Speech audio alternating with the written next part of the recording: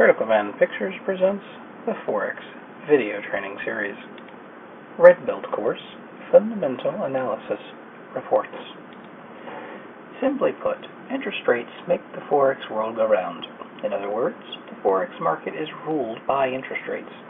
A currency's interest rate is probably the biggest factor in determining the perceived value of a currency. So knowing how a country's central bank sets its monetary policy, such as interest rate decisions, is a crucial thing to wrap your head around. One of the biggest influences on a central bank's interest rate decision is price stability, or inflation.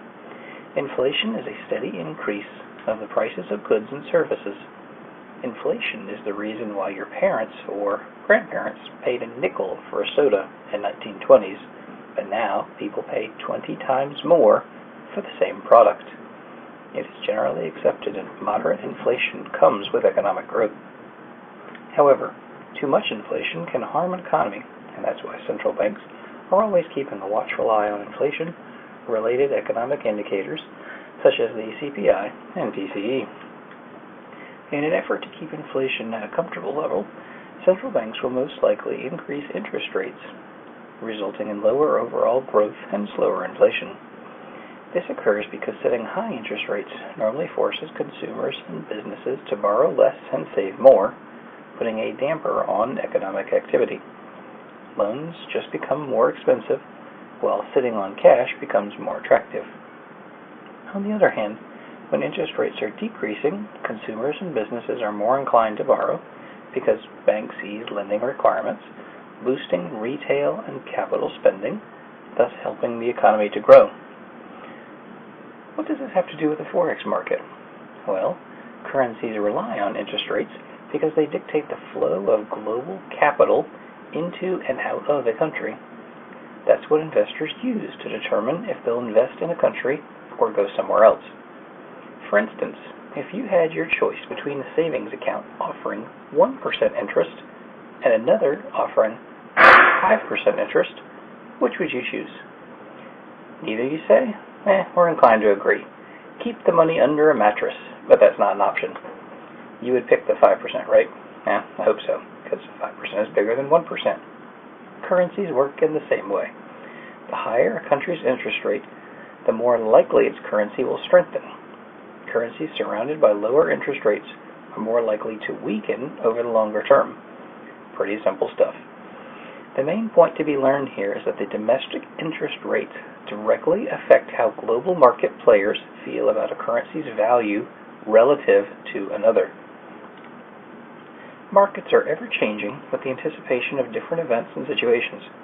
Interest rates do the same thing. They change, but they definitely don't change as often.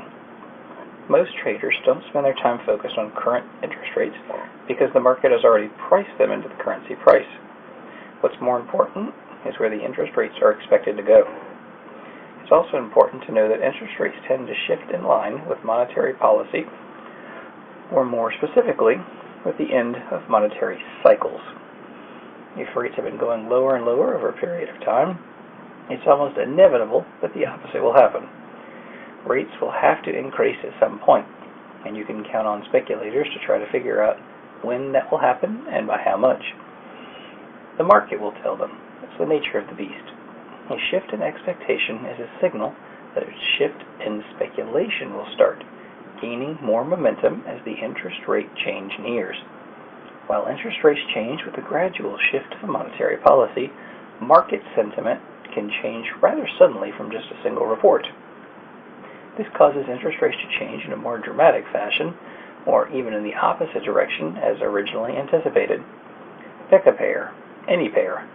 Many Forex traders use a technique of comparing one currency's interest rate to another currency's interest rate as a starting point for deciding whether a currency may weaken or strengthen.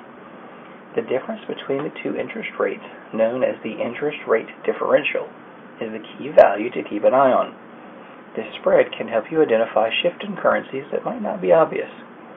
Any interest rate differential that increases helps to reinforce the higher yielding currency, while a narrowing differential is positive for the lower yielding currency.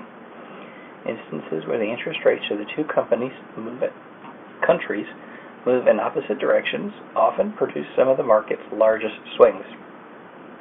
An interest rate increase of one currency combined with an interest rate decrease of the other currency is a perfect equation for sharp swings to happen. As we mentioned earlier, national governments and their corresponding central banks authorities formulate monetary policy to achieve certain economic mandates or goals. Central banks and monetary policy go hand in hand, so you can't talk about one without talking about the other. While some of these mandates and goals are shared by the different central banks have their own unique set of goals brought on by their distinctive economies.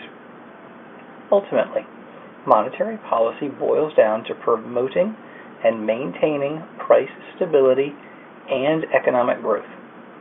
To achieve their goals, central banks use monetary policy mainly to control the following: the interest rates tied to the cost of money, the rise of inflation, the money supply, reserve requirements over banks, discount window lending to commercial banks.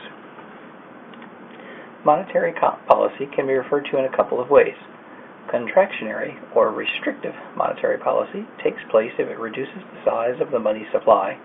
It can also occur with the raising of interest rates. The idea here is to slow economic growth with the higher interest rates. Borrowing money becomes harder and more expensive, which reduces spending and investment by both consumers and businesses.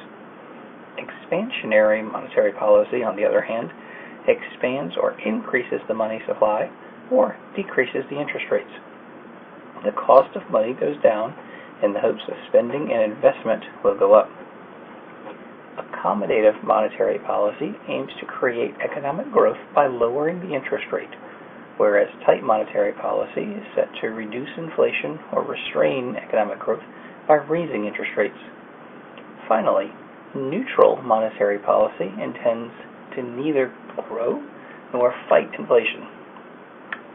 We just learned that currency prices are affected a great deal by changes in interest rates. We now know that interest rates are ultimately affected by a central bank's view on the economy and price stability, which influence monetary policy. Central banks operate like most other businesses, that they have a leader, president or chairman. It is that individual's role to be the voice of the central bank, conveying to the market which direction monetary policy is headed. And much like Michael Dell or Bill Gates step up to the microphone, everyone listens. It is very important to know what's coming down the road regarding potential monetary changes. And lucky for you, central banks are getting better and better at communicating with the market. Whether you actually understand what they're saying, well, that's a different story. So the next time Ben Bernanke or Jean-Claude are giving speeches, you better keep your fucking ears open. Speeches can include anything from changes, increases, decreases, or hold to interest rates, to discussions about economic growth measurements and outlook, to monetary policy announcements outlining current and future changes. Don't despair if you can't tune into the live event. As soon as the speech or announcement hits the airwaves, news agencies from all over the world make the information available to the public. Currency analysis and traders alike take the news and try to dissect the overall tone and language of the announcement. Take special care to do this when interest rate changes or economic growth information are involved.